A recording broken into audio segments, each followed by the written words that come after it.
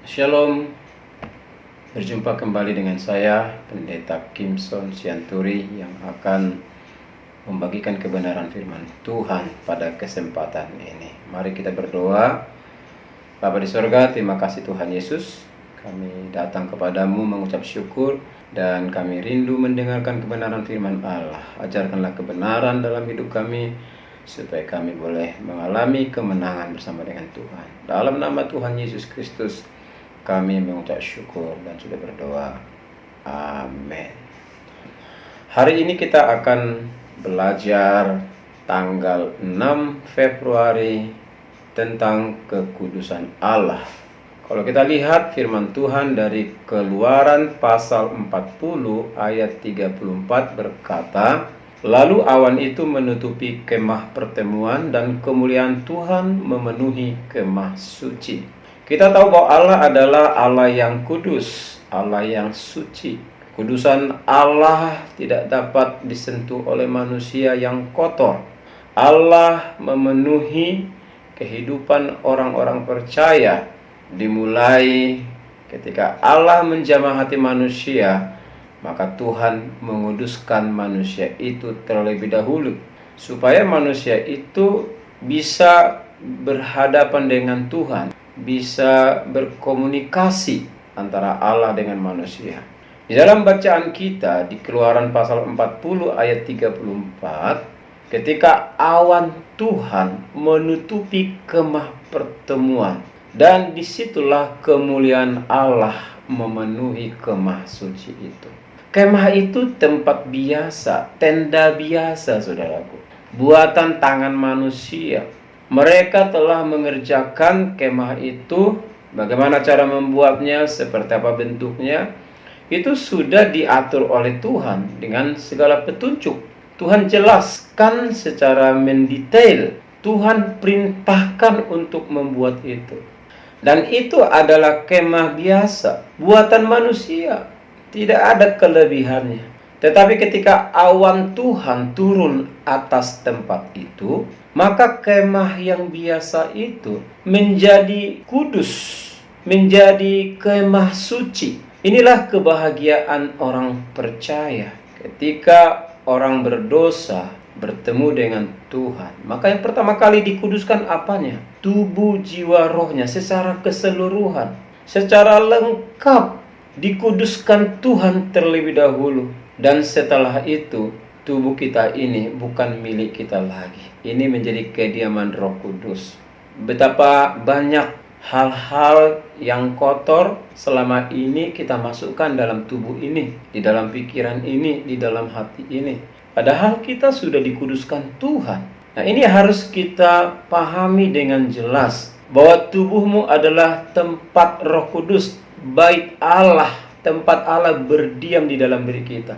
Jadi kalau kita berdoa minta Tuhan pimpin dengan pimpinan Tuhan, dengan kuasanya, maka Tuhan tidak bisa memimpin tubuh yang kotor, yang jorok, yang penuh dosa. Itu sebabnya kalau kita merasa hidup kita berdosa, buru-buru minta pengampunan Tuhan. Kita sudah lama menjadi orang Kristen, tapi hidup kita masih biasa-biasa saja. Hidup kita sembrono, tidak mau mempersiapkan diri kita untuk menjadi kediaman Roh Allah. Dan Roh Allah akan bergerak di dalam diri kita kalau tempatnya ini, tubuh kita ini, kita sendirikan, kita khususkan. Jika mengacu kepada asal kata, kekudusan artinya dipisahkan, disendirikan, dikhususkan, menjadi milik Allah. Selama saudara menjadi orang Kristen, sudah berapa banyak hidupmu yang engkau khususkan kepada Allah? Apakah hari-hari yang engkau lalui setiap hari penuh dengan warna kejahatan, warna kebohongan, warna dusta? Tetapi kalau engkau adalah milik Tuhan, maka engkau harus sendirikan itu. Bicaramu pun harus dikuduskan Tuhan. Tidak boleh keluar kata-kata binatang dari mulut ini. Pikiranmu juga harus bersih. Tidak boleh lagi pikiran ini menjadi sarang penyamun, pikiran-pikiran jahat. Seluruh tubuh kita ini, tubuh, jiwa, dan roh kita adalah tempat kediaman Tuhan. Jadi kalau kita sudah terima Yesus sebagai Tuhan dan Juru Selamat, maka kita sendirikan hidup kita. Kita pisahkan dari segala dosa. Kita tidak lagi berkompromi dengan dosa itu. Kita harus mengkhususkan diri kita. Kekudusan atau santitas dalam kitab Vulgata, dalam perjanjian baru, mengacu kepada kata hagiosin. Kiranya dia memuatkan hatimu supaya tak bercacat dan kudus di hadapan Allah dan Bapa kita pada waktu kedatangan Yesus Tuhan kita dengan semua orang kudusnya. Apa yang dimaksud dengan hagiosin? Hagiosin itu adalah mengacu kepada kekudusan tentang tak bercacat, tak bercela. Itu yang disebut dengan kudus. Tanggung jawab kita secara pribadi juga harus menjalani hidup kudus. Jangan sembrono, ya, jangan bergaul dengan segala rupa-rupa kejahatan, apalagi kecemaran. Banyak kalau seorang hamba Tuhan, kalau dia berbicara harus menjaga kata-katanya. Jangan sampai dari mulut seorang hamba Tuhan keluar kata-kata kutukan, kata-kata yang jahat, kata-kata yang menista saudara-saudara kita. Kadangkala hati yang panas ini tidak dapat kita kendalikan. Akhirnya kata-kata kita itu memfitnah, menghukum, merendahkan orang lain.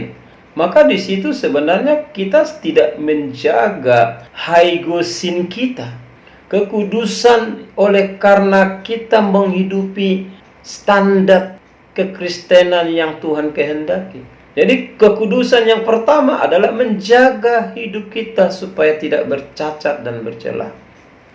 Yang kedua adalah hosiotes. Di dalam Lukas pasal 1 ayat 75 berkata, dalam kekudusan dan kebenaran di hadapannya seumur hidup kita.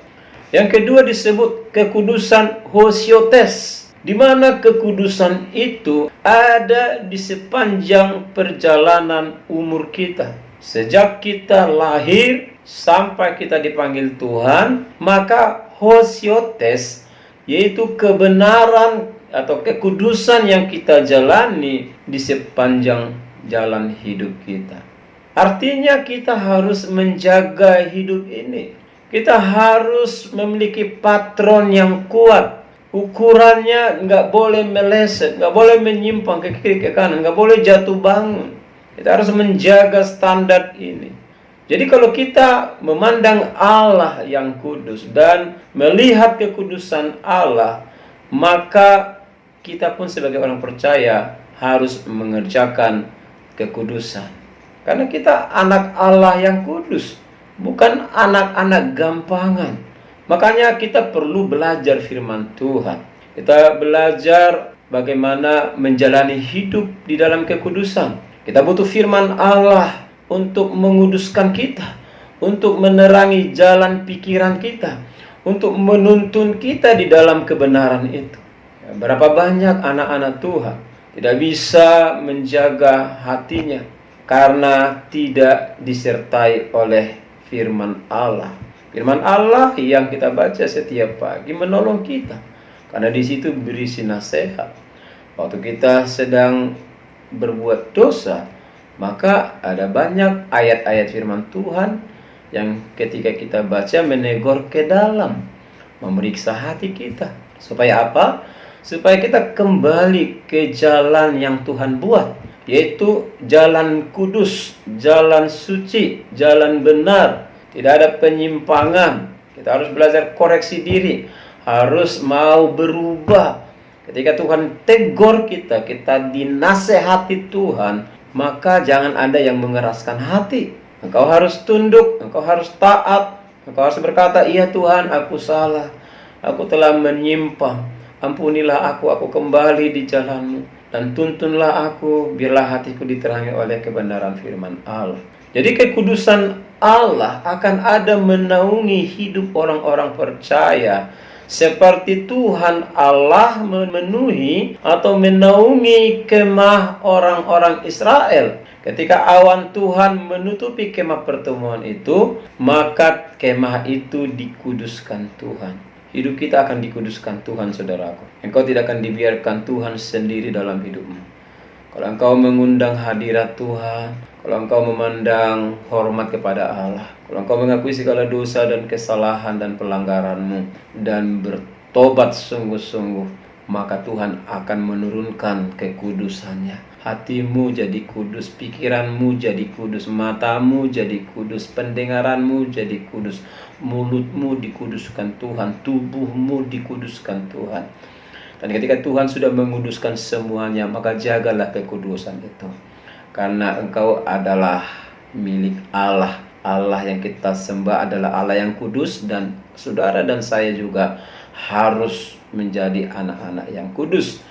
Dan kita harus mempertahankan hidup benar, hidup kudus di hadapan Tuhan, tidak bercacat. Dan yang kedua, sepanjang umur hidup kita, kita harus menjaga dan mempertahankan hidup kudus di hadapan Allah.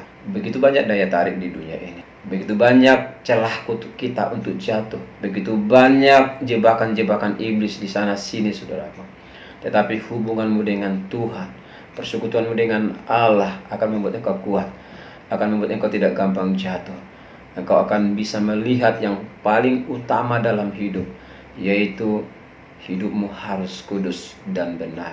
Kalau engkau memulai dengan hidup kudus, pikiran yang benar, cara bertindak dalam menjalani hidup dengan benar, maka Allah yang kudus akan dipermuliakan dalam hidup kita sebagai anak-anak yang kudus. Amin. Tuhan Yesus memberkati. Sampai jumpa kembali di pertemuan berikutnya. Kita berdoa. Bapa di surga, terima kasih buat nasihat kebenaran firman Tuhan yang mengingatkan kami pada hari ini, bahwa ketika awan kemuliaan Tuhan turun atas kami, ketika Kristus Yesus sudah masuk di dalam hati kami, maka hal yang pertama yang kami tahu bahwa hidup kami, tubuh, jiwa, roh kami telah dikuduskan oleh Tuhan, dan kami mau menjalani hidup kudus. Karena itulah standar yang Tuhan tetapkan dalam hidup kami. Ajar kami Tuhan, supaya tidak gampang ditipu oleh si jahat, tetapi kami mau dituntun oleh Roh Kudus, sehingga kekudusan Allah ada dalam hidup kami, dan kami boleh hidup di jalan-jalan yang sudah ditetapkan Tuhan. Terima kasih Bapa, dalam nama Tuhan Yesus, haleluya, amin. Shalom, Tuhan Yesus memberkati.